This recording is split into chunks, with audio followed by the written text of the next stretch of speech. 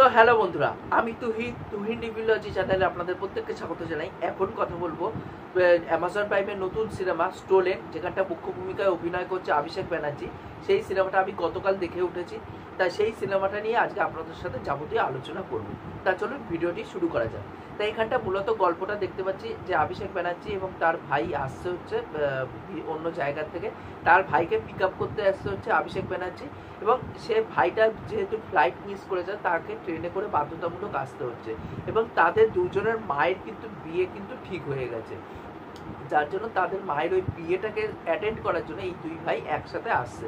এবার সে যখন স্টেশনে নামছে অভিষেক ব্যানার্জির ভাই, তখন একজন মহিলার বাচ্চা চুরি হয়ে যাচ্ছে, এবং সেই বাচ্চা চুরির অ্যালিগেশনটা নিয়ে আসতে হচ্ছে ওর ভাইয়ের উপর, অভিষেক ব্যানার্জির ভাইয়ের উপর।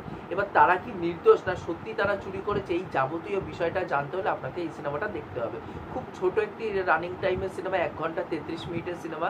আপনারা কিন্তু মানে থ্রু আউট সিনেমাটা কিন্তু এঙ্গেজ হয়ে থাকবেন। খুব সুন্দর এডিট কিন্তু করা হয়েছে, একদম ক্রিস্প রাখা হয়েছে, এবং তার সাথে সাথে টু দ্য পয়েন্ট কিন্তু গল্পটা চলে। এদিক ওদিক গল্পটা গিয়ে কিন্তু কোথাও আপনার বোরিং বা ল্যাগিং বলে মনে হবে না। সেই জিনিসটা কিন্তু মেকার্সে এনশিওর কিন্তু করেছে নিজেদের এন্ড থেকে। এবং এই সিনেমাটা আমার দেখা সব থেকে বড় কারণ হচ্ছে এখানটায় যেহেতু প্রেজেন্টার হিসেবে অনুরাগ কাশ্যপ, তারপর হচ্ছে কিরণ রাও, অন্যদিকে হচ্ছে বিক্রমাদিত্য মোটওয়ানে, এদের যেহেতু নামটা দেখেছি, এর জন্য এদের নামটা দেখে কিন্তু আমার অ্যাকচুয়ালিতে মানে সিনেমাটা দেখার ইচ্ছাটা আরও বেশি প্রগাঢ় কিন্তু হয়েছে। এবার এখানটায় যেভাবে গল্পটাকে নিয়ে যাওয়া হয়েছে সেটা কিন্তু খুব দুর্দান্তভাবে কিন্তু নিয়ে যাওয়া হয়েছে। এবং এই সিনেমাটা দেখতে দেখতে আমার একটা কথা মনে পড়ছিল যে এই সিনেমাটার প্রপার একটা হিন্দি সিনেমা। আমি কেন বলিউডের সিনেমা বললাম না, তার একটাই কারণ হচ্ছে যদি বলিউডের সিনেমাগুলো দেখে থাকেন যেগুলো একটু রিয়েলিস্টিক গোছের হয়, যেগুলো লাপাতা লেডিস হোক বা অন্যান্য যেসব সিনেমাগুলো আসে বলিউডের তরফ থেকে, যেগুলো একটু জিগরা হোক, আলিয়া ভাটের, এই টাইপের সিনেমা যখন দেখবেন না, একটা কিন্তু ফিল আপনার মনের মধ্যে কাজ করবে যে সিনেমাটা রিয়েলিস্টিক কিন্তু একটা বলিউডিশ কিন্তু করণ কিন্তু করা হয়েছে। বা এই দিকে যদি ওটিটি স্পেসে যেসব সিরিজ আসে বা সিনেমা আসে, যদি স্টোলেনের মতন কাজ বা NH10 মতন কাজ বা অপূর্বার মতন কাজ, তা এছাড়া অন্যান্য যেই কাজগুলো যদি দেখেন ভালো করে, ব্ল্যাক ওয়ারেন্ট আছে এই মানে সিরিজের মধ্যে, এইসব সিরিজ যদি ভালো করে বা সিনেমা যদি ভালো করে দেখেন, এখানকার না কুহরার মতন একটা কাজ আছে। এই কাজগুলো দেখলে না মনে হবে কি আপনি একটা প্রপার হিন্দি কাজ কিন্তু দেখছেন। কারণ কি প্রপার হিন্দি কাজে একটা জায়গা, সেই জায়গাটার ডায়ালেক্ট, সেই জায়গার ভাষা, সেই জায়গার মানুষ, সেই জায়গাটাকে খুব সুন্দর করে ক্যাপচার করা হয়। সেইগুলো কিন্তু মেকার্সরা খুব সুন্দর করে এনশিওর করে যে হ্যাঁ ভাই, আমি প্রপার ভাবেই কিন্তু আমি হিন্দি সিনেমা বানাচ্ছি। সেই জিনিসটা কিন্তু এই সিনেমাটা দেখতে দেখতে বা যেসব সিনেমার আমি নাম নিলাম সেসব সিনেমা দেখতে দেখতে কিন্তু এই জিনিসটা ফিল হয়। বা এই যে আনন্দেল রায়, যে স্মল টাউন একটা লাভ স্টোরি, তার মধ্যে সোশ্যাল মেসেজ ঢুকানো, এটা আনন্দেল রায় অ্যাকচুয়ালিতে এনেছিল আপনার ওই সিনেমাটার মাধ্যমে।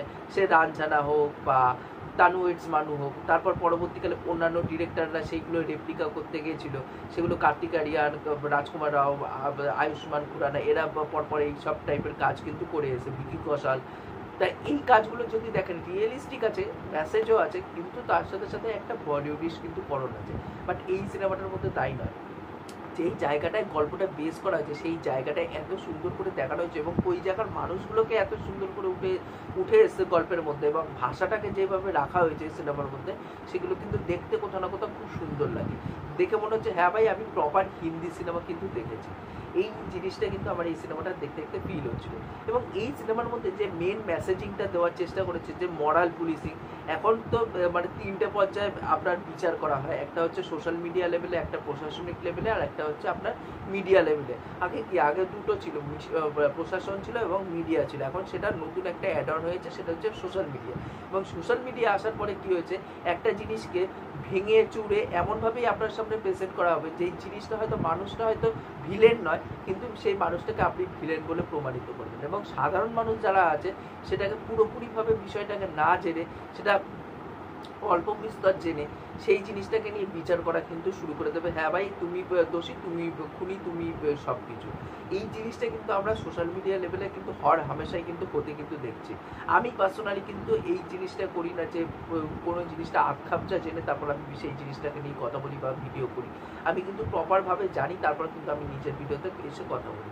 তাই এই যে এই জিনিসটা যে মরাল পুলিশিং এই সোশ্যাল মিডিয়া লেভেলে, এই জিনিসটাকে কিন্তু অ্যাড্রেস করে এই সিনেমাটা, সেটা কিন্তু দেখতে কোথাও না কোথাও খুব সুন্দর লাগে। এবং পারফরমেন্সের কথায় আসি, অভিষেক ব্যানার্জি ফাটিয়ে অভিনয় করেছে। মানে অভিষেক ব্যানার্জি যখন আমি স্ত্রী তার প্রথম কাজে দেখেছিলাম, স্ত্রী দেখার পর তারপর যখন তার মির্জাপুর সিজন 1-এ কম্পাউন্ডারের চরিত্রে তাকে দেখেছিলাম, মানে দুটো ক্যারেক্টার এতটাই আলাদা, মানে বিশ্বাস করা যাচ্ছিল। তারপর তো তার হাতুড়াতে আগে বলে ওই ক্যারেক্টারটা অনেকটা বেশি ফেমাস হয়ে গেল যখন পাতাল লোক সিজন 1টা আসলো। কিন্তু ওই কাজগুলো, মানে ওই কাজগুলোতে ওই অভিষেক ব্যানার্জির যা অভিনয় ছিল এখানটা দুর্দান্ত, মানে এত সুন্দর তার পারফরমেন্স ছিল। ক্যারেক্টারটা খুব ইনসেনসিটিভ একটা ক্যারেক্টার, দুর্দান্ত। এবং তার ভাইয়ের যে চরিত্রে অভিনয় করেছে সেই ক্যারেক্টারটা প্রচণ্ড সেন্সিটিভ, বাট তার অভিনয়টা ব্যাপক লাগবে কিন্তু দেখতে। আমার তার অভিনয় কিন্তু বেশ ভালো লেগেছে। এবং আরেকজন যে মহিলার বাচ্চা চুরি হয়েছে তারও কিন্তু অভিনয় বেশ ভালো। এবং সাপোর্টিং কাস্টে যারা যারা আছে প্রত্যেকে কিন্তু খুব সুন্দর করে অভিনয় করেছে, সেগুলো দেখতে কোথাও না কোথাও খুব ভালো লাগছে। যে এমন হচ্ছে না যে একজনের অভিনয় খুব দারুণ হয়ে যাচ্ছে, একজনের অভিনয় খুব বাজে হয়ে যাচ্ছে। প্রত্যেকের অভিনয় যথাযথ খুব সুন্দর একটা অভিনয় হয়েছে। এবং এই সিনেমার মধ্যে কিন্তু অ্যাজ সাচ কোনো বিজিএম কিন্তু নেই।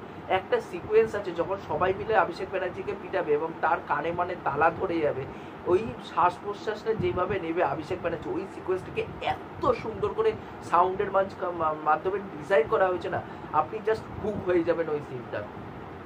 আরেকটা সিন আছে যেটা ক্যামেরা ওভার দুর্দান্ত, যে ক্যামেরা গাড়ির মধ্যে ওয়ান টেক সিকোয়েন্স চলছে, ক্যামেরাটা গাড়ির মধ্যে কিভাবে যে মাউন্ট করলো অত বড় একটা ক্যামেরা আমি বুঝতে পারছি না। ক্যামেরাটাকে গাড়ির মধ্যে মাউন্ট করা আছে, বাইরের মধ্যে ঝামেলা অশান্তি যা হচ্ছে সেটা গাড়ির মধ্যে বসে বসে ফলো করা হচ্ছে। ওই সিকোয়েন্সটা এত বিউটিফুল, এতটা বিউটিফুল বলেই বোঝাতে পারবো না। ওই সিকোয়েন্সটা আমার দুর্দান্ত লেগেছে। এই সিনেমাতে আমার অ্যাজ সাচ কোনো নেগেটিভ পয়েন্ট বলে লাগেনি। ওভারঅলে কিন্তু আমি সিনেমাটা খুবই ভালো লেগেছে। হ্যাঁ, এবার একটা কথা যদি জিজ্ঞেস করেন যে অপূর্বা NH10 এর মতন হলো কিনা, আমি সবার আগে যদি র্যাঙ্কিং করতে হয় আমি NH10কে সবার আগে এগিয়ে রাখবো। NH10 আমার মারাত্মক লেগেছে। সেকেন্ড যে সিনেমাটাকে রাখবো সেটা হচ্ছে স্টোনের, এবং থার্ড পজিশনে অপূর্বাকে রাখবো। অপূর্বা মানে সিনেমা হিসেবে অতটা আমার ভালো লাগেনি, ওখানেও অভিষেক ব্যানার্জি কিন্তু ভিলেনের অভিনয় করেছিল অপূর্বাতে। সে যাই হোক, অপূর্বা থার্ড পজিশনে থাকবে, বাট ফার্স্ট পজিশনে কিন্তু আমি NH10কে রাখবো এবং একে সেকেন্ড পজিশনে রাখবো। তা ওভারঅলে আমি সিনেমাটা খুবই দুর্দান্তভাবে এনজয় করেছি। আমি আর আমার বন্ধু গতকাল একসাথে বসে সিনেমাটা মোবাইলে দেখছিলাম, আমরা দুইজনেই এনজয় করছিলাম এবং লাস্টে এই সিনেমাটা নিয়ে আলোচনাও করছিলাম আমি আর আমার বন্ধু। তা আমাদের দুইজনের কিন্তু ওভারঅলে খুব দুর্দান্ত লেগেছিল। তো এই ছিল আমার ওভারঅল বক্তব্য। ভিডিওটি ভালো লাগলে অবশ্যই লাইক শেয়ার সাবস্ক্রাইব করে পাশে থাকবেন, তাহলে মোটিভেশন পাবো নতুন নতুন ভিডিও বানানোর জন্য। এবং স্টোলেন সিনেমাটা আপনাদের কেমন কি লেগেছে সেটাও কিন্তু নিচে অবশ্যই কমেন্ট করে জানিয়ে দেবেন। এখনকার মতন টাটা, বাই।